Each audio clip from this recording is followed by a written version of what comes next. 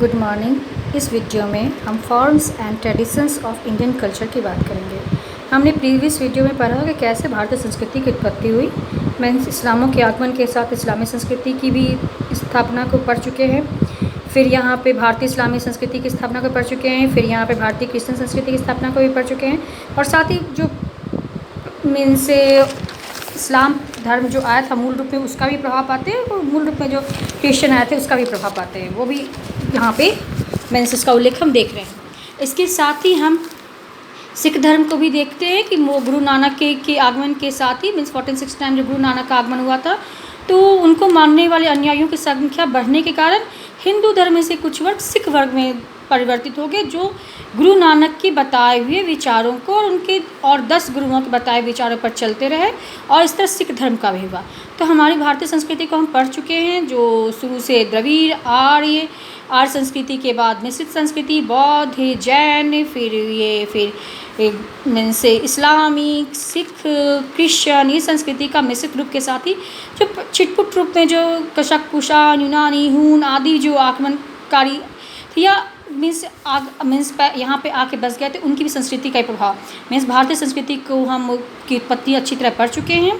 और साथ ही कुछ कैसे बुराइयाँ आई, फिर आज़ादी के बाद कैसे बुराइयों को दूर करने का, और कैसे भारत एक सेक्युलर कंट्री बन गया, ये उत्पत्ति हम पढ़ लिए। अब हमारी संस्कृति, भारतीय संस्कृति जो है ये एक मिश्रित संस्कृति है जो सब धर्मों का सम्मान करती है। आज हम इस वीडियो में पढ़ेंगे जो forms and tradition in Indian culture है।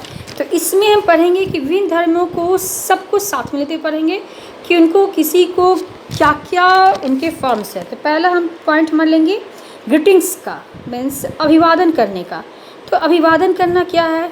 जनरली अलग अलग धर्म में अलग अलग ढंग से लोग अभिवादन करते हैं। कोई झुक करके करते हैं, कोई नमस्ते करते हैं, कोई आदाब करते हैं, कोई सेकंड करते हैं। लेकिन मूल रूप में क्या है? हाथ जोड़कर नमस्ते करना या मूल रूप में झुककर प्रणाम करना, ये भारतीय संस्कृति का अभिवादन का तरीका है। लेकिन साथ ही अपने धर्म के अनुसार भी अभिवादन करने के तरीके प्रचलित हैं। मीन्स झुककर प्रणाम करना, हाथ मिलाना, आदाब करना, हाथ जोड़ के नमस्ते करना, ये सभी अभिवादन के तरीके भारतीय संस्कृति में प्रचलित हैं। या फिर अपने अपने धर्म के देवता का नाम लेके उल्लेख करना, जैसे मीन्स जैसे आप हम कह सकते हैं कि मान लीजिए कि किसी को नमस्ते करते हैं या किसी को राम राम कहते हैं, या फिर इस तरह भी अभिवादन हम कर सकते हैं। तो ग्रीटिंग करने का तरीका भारतीय संस्कृति में अपने धर्म के अनुसार भी है और मूल रूप में भी है। तो मूल रूप में झुककर प्रणाम करना, नमस्ते करना भी प्रचलित है, ज़्यादा प्रचलित ये है। फिर दूसरा हो गया कि कैसे किसी को वेलकम करते हैं, स्वागत करते हैं। तो फूलों की माला पहना के, फूलों का गुलदस्ता दे के, किसी को सम्मान हुआ तो फूलों का मुकुट पहना के, इस तरह यहाँ पे अभिवादन में से स्वागत करने के तरीके हैं। कि जनरली यहाँ फूलों की माला पहना के, किसी भी धर्म के लोग फूलों की माला पहना के लोगों का स्वागत करने का तरीका प्रचलित है। अलग अलग अगर चले जाएंगे हम ये मीन्स पूर्वोत्तर भारत में या दक्षिण भारत में, तो अपने अपने कस्टम के अनुसार वो मुकुट भी बनाते हैं। जो क्षेत्रीय जो उनका जो पाश्चात्य है, गुजरात में पगड़ी में, जैसे गुजरात में पगड़ी पहनाई जाती है, राजस्थान में पगड़ी पहनाई जाती है, या पंजाब में अपने रीति रिवाज के अनुसार पगड़ी पहनाया जाता है, तो पूर्वोत्तर भारत में अपने रीति रिवाज के अनुसार पगड़ी पहनाता है। इसको जो मुकुट के रूप में कह सकते हैं कि मुकुट के तरीके भी पहनाने के प्रचलित है। लेकिन मीन्स जो यूनिवर्सलाइज जो हम वेलकम का तरीका है वो फूलों की माला पहनाना है। फिर हमारा विवाह, भारतीय विवाह, तो ये भी अलग अलग धर्म के अनुसार अलग अलग विवाह हैं। जैसे हिंदू विवाह का तरीका भारतीय समाज में प्रचलित है। मीन्स विवाह को एक मान्यता प्राप्त है, विवाह को आदर्श समाज में प्रमुख स्थान दिया गया है। अपने अपने धर्म के अनुसार, अपने अपने ट्रेडिशन के अनुसार लोग विवाह करते हैं, जिसमें मीन्स एक परिवार के साथ ही दूसरे परिवार का मिलन होता है। इसको हिंदू, मुस्लिम, सिख, क्रिश्चियन सारे धर्म स्वीकार करते हैं। तो यहाँ पे विवाह भी आदर्श में प्रचलित है, और विवाह के बिना साथ रहना अच्छा नहीं समझा जाता है। फिर हमारा है ज्वेलरी, भारतीय आभूषण। तो भारतीय ज्वेलरी के यहाँ पे मीन्स पुरातन काल में, प्राचीन काल में राजा महाराजा लड़के भी पहनते थे, पर यहाँ पे आभूषण लड़कियों में ज़्यादा फेमस है। अभी हम वेस्टर्न कल्चर का मीन्स आधुनिक युग में देखते हैं कुछ लड़के भी कान की बाली वाली सब कुछ पहनते हैं। तो कुछ हम देखते हैं कि अब उनमें लड़कों में भी ज्वेलरी का मीन्स इम्पोर्टेंस बढ़ते जा रहा है, पर जनरली ज्वेलरी जो है लड़कियाँ पहनती हैं। तो ये पैर में पायल पाजेब पहनना, गले की माला पहनना, नाक कान की बाली आदि समथिंग, ये बिंदी टीका आदि सभी धर्मों में प्रचलित है। और ये आभूषण भी सभी धर्मों के लोग पहनते हैं। तो ये कस्टम में ये या फॉर्म में ये भी आ जाएगा आपका ट्रेडिशन में। तो भारतीय संस्कृति में गहने को भी प्रमुख स्थान दिया गया है। ये पाश्चात्य संस्कृति के प्रभाव के कारण पुरुषों में भी लोकप्रिय हो चुका है, पर ये ज्वेलरी का प्रभाव खासकर महिलाओं में है, जो सभी धर्मों के लोग पहनते हैं, सभी क्षेत्र के लोग पहनते हैं। और सोने चांदी हीरे जवाहरात तांबे कांसे, जिसके पास जैसे पैसे हो उस अनुसार वो पहनते हैं। मोती के, मनके के, मेंस या फिर सीप के, मिट्टी के भी कहीं कहीं ट्रेडिशनल रूप में ये पहनते हैं। ठीक है, अब हमारे पास नेक्स्ट पॉइंट हमारा है भारतीय तीर्थ स्थल, इंडियन पिलग्रिमेज। तो क्या तीर्थ स्थल?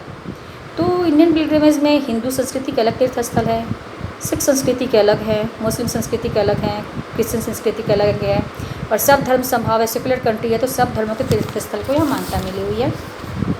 मेन से मंदिर, मस्जिद, गुरुद्वारा, चर्च सभी यहाँ पे हैं। इसके अलावा भी अन्य धर्मों के लोग जो पूजा करने के जो इच्छुक है, बौद्ध जैन, वो सब भी हमें यहाँ पे तीर्थ स्थल के रूप में मिलेंगे। जैसे नालंदा, पावापुरी में, राजगीर में बौद्ध जैन स्थल मिलेंगे। फिर यहाँ पे हमें से गोल्डन टेम्पल अमृतसर मिलेगा, सिख मंदिर मिल जाएगा। फिर अजमेर दरगाह शरीफ हमारा मुस्लिम संस्कृति का मिल जाता है। मक्का मदीना सऊदी अरब में है, जो यहाँ से लोग जाते तीर्थ यात्रा करने के लिए। फिर यहाँ पे हिंदू संस्कृति के अनुसार चालुक्य संस्कृति, चोल संस्कृति के अनुसार दक्षिण मिलेंगे, और जगह जगह मंदिर मिलेंगे, जैसे देवघर में। फिर हम यहाँ पे आप चले जाओ तिरुपति में, साईं बाबा का मंदिर। ये सभी धर्मों के कारण सब धर्म के देवता स्थल को प्रमुख स्थान हमारी भारतीय संस्कृति में दिया गया है, और ट्रेडिशन एंड फॉर्म में ये भी आ जाएगा। फिर हमारा आ जाएगा कि वर्शिप मीन्स प्राकृतिक शक्ति। क्या हम मूर्ति पूजा सिर्फ करते हैं, या सिर्फ हम मूर्ति पूजा नहीं करते हैं? जैसे मस्जिद में मूर्ति पूजा नहीं किया जाता है, मंदिर में हम विभिन्न देवी देवताओं की पूजा करते हैं। फिर गुरुद्वारा में हम सिखों की पूजा करते हैं, सिख गुरुओं की पूजा करते हैं। इसके साथ साथ हम प्राकृतिक शक्तियों की पूजा करते हैं, जैसे पीपल, बरगद, जो कहा गया त्रिविध संस्कृति का प्रभाव है, तो पीपल की पूजा अभी भी की जाती है, बरगद की पूजा अभी भी की जाती है। सूर्य, चंद्रमा, सूर्य की पूजा जो वैदिक संस्कृति में था, चंद्र की पूजा जो इस्लामी संस्कृति का प्रभाव है। तो ये सब पूजा हम देख रहे हैं कि अभी भी हम प्राकृतिक शक्तियों की पूजा करते हैं। अब क्लियर हो गया उत्पत्ति में वो सब क्यों बताया गया है। अब हम कह रहे हैं कि ये पूजा करते हैं कैसे। तो करवा चौथ में देखते हैं चाँद की पूजा करते हैं। चौरचन जो मिथिला का एक पर्व है, भारत में मिथिला प्रदेश का है, वह चौथ की पूजा, गणेश की पूजा के साथ साथ वहाँ चाँद की पूजा की जाती है। छठ में बिहार में ज़्यादा प्रचलित है, लेकिन भारत के सारे देशों में, भारत के सारे राज्यों में लगभग प्रसिद्ध हो गया छठ की पूजा। वहाँ सूर्य की पूजा की जाती है। पीपल बरगद की पूजा अलग अलग मीन्स क्षेत्रीय मीन्स उपवास के समय पीपल और बरगद की पूजा की जाती है। जैसे वट सावित्री में बरगद के पेड़ की पूजा की जाती है। पीपल की पूजा तो जनरली आप देखते होंगे कि यहाँ पे प्रचलित है, जैसे शनिवार को पीपल के पेड़ की पूजा करना। तो यहाँ प्राकृतिक शक्तियों की पूजा करने की उपासना सदियों से चली आ रही है, और हम अभी तक इसको अपनाए हुए हैं। ठीक है, फिर हमारा आता है कलाएँ, भारतीय कलाएँ। अलग अलग क्षेत्र धर्म के आधार पर विभिन्न प्रकार की कलाएँ हैं, जैसे संगीत में नृत्य, फिल्म थिएटर, पेंटिंग, दृश्य कलाएँ भारतीय संस्कृति में रचे बसे हुए हैं। मीन्स फिल्म को भी हम पैसे खर्च करना, फिल्म देखना हम लोग ज़्यादा मीन्स सुविधा में लगता है, पर थिएटर भी हम देखते हैं, पेंटिंग भी हम, चित्रकारी में भी हम मीन्स इंटरेस्ट दिखाते हैं, फिर ड्राइंग भी करते हैं, फिर आर्किटेक्चर भी सीखते हैं, और भी हमारा प्रोफेशन ही बन गया है। फिर म्यूजिक भी सीखते हैं, डांस भी सीखते हैं अलग अलग। तो इसके साथ साथ हमें देख रहे हैं कि इसके अनुसार ये कला जो हम सीख रहे हैं, तो इसकी कला के अनुसार हम देखते हैं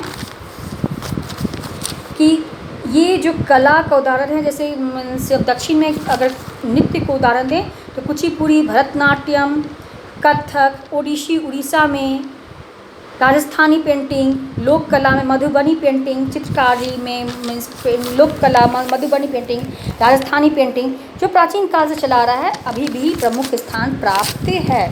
फिर हम यहाँ पे देखेंगे भारतीय कलाएं तो हो गया है, अब हम साथ में देखेंगे परिधान, ड्रेस। तो भारतीय संस्कृति में साड़ी, सलवार सूट, फिर जीन्स टॉप, मीन्स अभी हम ट्रेडिशनल ड्रेस से लेके वेस्टर्न ड्रेस भी देखते हैं, इंडो फ्यूजन ड्रेस भी देखते हैं, इंडो वेस्टर्न फ्यूजन ड्रेस भी देखते हैं। मीन्स यहाँ पे पंजाब में अगर हम यहाँ पे सलवार सूट पसंद करते हैं तो कई भारत के कई उत्तर क्षेत्र में हम साड़ी पसंद करते हैं। फिर ये महिलाओं के लिए हो गया खासकर। फिर यहाँ पे लड़कों में हम जीन्स टॉप देखते हैं तो लड़कियों में भी जीन्स टॉप देखते हैं, शर्ट पैंट देखते हैं लड़कियों में भी। मीन्स यहाँ वेस्टर्न कल्चर का प्रभाव हो गया। कुछ ड्रेस हम इंडो वेस्टर्न फ्यूजन का भी देखते हैं। मीन्स परिधान अलग अलग संस्कृति को हम लोग सब धर्म मिल के चल रहे हैं, सब धर्म की संस्कृति को लेके चल रहे हैं। तो परिधान ट्रेडिशन फॉर्म में हम सब धर्म की संस्कृति को ही परिधान अपनाए हुए हैं। अब अगर नृत्य करते हैं तो उसके अनुसार भी अलग अलग परिधान हैं। जैसे ओडिसी नृत्य के समय अलग परिधान है, कुचिपुड़ी नृत्य के समय अलग परिधान है, और उसी अनुसार क्षेत्रीय अलग अलग कथक, भरतनाट्यम, कथकली, इन सब जो अलग अलग नृत्य होते हैं उसके अनुसार अलग अलग वस्त्र, अलग अलग आभूषण पहने जाते हैं। इसके पीछे कारण है कि उस नृत्य की जिस क्षेत्र से विकसित हुआ है उस क्षेत्र की पारंपरिक वेशभूषा, पारंपरिक नृत्य को वर्तमान रखा जाए, पुनर्जीवित रखा जाए, आगे बढ़ाया जाए। तो नृत्य करने के समय जिस क्षेत्र का नृत्य रहता है उसी क्षेत्र के अनुरूप परिधान पहने जाते हैं, मीन्स वस्त्र पहने जाते हैं, और उसी के अनुसार यहाँ पे ज्वेलरी आदि भी पहनते हैं। ये ट्रेडिशनल फॉर्म के साथ ही हो गया। और वेस्टर्न फॉर्म अगर हम यहाँ पे देखेंगे तो वेस्टर्न फॉर्म के समय वेस्टर्न ढंग का ड्रेस और ज्वेलरी आदि पहने जाते हैं। फिर ये हमारा हो गया। अब हम कहते हैं कि ये मीन्स आपका हो गया। फिर होता है फेयर, फेस्टिवल। फेयर फेस्टिवल में क्या होता है? तो फेयर मीन्स मेला, फेस्टिवल त्यौहार। तो हम विभिन्न त्यौहार मनाते हैं। फेयर को पहले लेके चलते हैं। फेयर मीन्स यहाँ जो अभी तो बड़े बड़े मॉल हैं, कॉम्प्लेक्स हैं, बड़े बड़े दुकान हैं, शॉप है, कुछ भी जाके आराम से हम शॉपिंग कर सकते हैं। बहुत लोग तो जाके मीन्स यूरोप पे जाके शॉपिंग कर लेते हैं। लेकिन यहाँ पे फेयर भी लगता है, ट्रेडिशनल फेयर, जहाँ पे ट्रेडिशनल चीज़ों को रखा जाता है, उनको जीवित रखा जाता है। जैसे मीन्स से कहा गया मीन्स क्या हाजीपुर का मेला, सोनपुर मेला, वहाँ पे पशुओं का मेला जो लगता है, तो वहाँ पे बिहार के ट्रेडिशनल चीज़ों को रखा जाता है। दूर दूर से भी लोग आते हैं। फिर यहाँ ट्राइबल फेयर लगता है, जहाँ आदिवासी चीज़ों को रखते हैं, अपनी संस्कृति के अनुरूप वहाँ चीज़ों को रखते हैं और आगे बढ़ाने के लिए उस चीज़ों को बेचते हैं। फिर यहाँ पे अगर यहाँ पे नृत्य के अनुसार कोई फेयर लग गया, कुछ क्षेत्रीय नृत्य के अनुसार, तो वहाँ उस चीज़ों को लगा के बेचने का पर्पस है। मीन्स फेयर जो होते हैं तो पुरानी संस्कृतियों को पुनर्जीवित रखने का, आगे बढ़ाने का एक साधन है। तो फेयर को भी आगे बढ़ाया जाता है। और यहाँ पे हम राजगीर सोनपुर मेला दें या ट्राइबल फेयर दें, इसका उदाहरण हम दे सकते हैं। फिर कुंभ मेला एक जो रीजनल फेयर लगता है, जो यहाँ पे बड़े बड़े मीन्स 12 साल में एक जगह मीन्स उज्जैन, नासिक, हरिद्वार में लगता है। लेकिन इसके साथ ही यहाँ पे मीन्स 4-7 साल पे लगता है हर जगह। तो यहाँ पे ये धार्मिक फेयर हो गया, जहाँ पे हिंदू धर्म को आगे बढ़ाने का मीन्स हिंदू धर्म की मान्यता को आगे बढ़ाया जाता है। तो कुंभ मेला का भी आएगा उल्लेख यहाँ पे फेयर में। फिर आ गया फेस्टिवल। फेस्टिवल के बिना तो भारतीय संस्कृति पूर्ण ही नहीं हो सकती है। हिंदू धर्म के अनुसार अलग पर्व त्यौहार हैं, मुस्लिम संस्कृति के अनुसार अलग पर्व त्यौहार हैं, सिख के अनुसार अलग, क्रिश्चियन के अनुसार अलग। जैसे हिंदू में होली, दीपावली, दशहरा, फिर हिंदू में से और फिर या मुस्लिम में देखेंगे ईद, बकरीद, मुहर्रम। ये क्रिश्चियन में हम देखेंगे कि गुड फ्राइडे, क्रिसमस। सिख संस्कृति में हम देखेंगे कि मीन्स गुरु ग्रंथ साहब का जो प्रमुख त्यौहार होता है वो होता है। तो ये फेस्टिवल तो मनाया ही जाता है। और इसके साथ ही फेस्टिवल में हम ये भी देखते हैं कि एक धर्म के लोग दूसरे धर्म के पर्व त्योहारों में भी शामिल होते हैं। इसका ये नहीं कि हिंदू धर्म के लोग मुस्लिम पर्व त्योहार में नहीं इकट्ठे जा सकते हैं, या मुस्लिम हिंदू में नहीं, या सिख क्रिश्चन दूसरे धर्म में नहीं। हम लोग जब त्यौहार मनाते हैं तो सारे धर्म के लोग एक दूसरे से मिलकर इकट्ठे होकर एक दूसरे की खुशी में शामिल होते हैं। और जो राष्ट्रीय अवकाश भी घोषित किया जाता है पर्व त्योहारों के समय में, ये भी इसका भी यही एक माध्यम है कि भारत एक सेकुलर कंट्री है, तो सारे धर्मों के पर्व त्योहारों को प्रमुख स्थान दिया जाए और सब धर्म के लोग आपस में खुशी को एंजॉय करें। तो ये हमारा हो गया ट्रेडिशन एंड फॉर्म, जो आपके सिलेबस में है वो कंप्लीट हुआ। Thank you.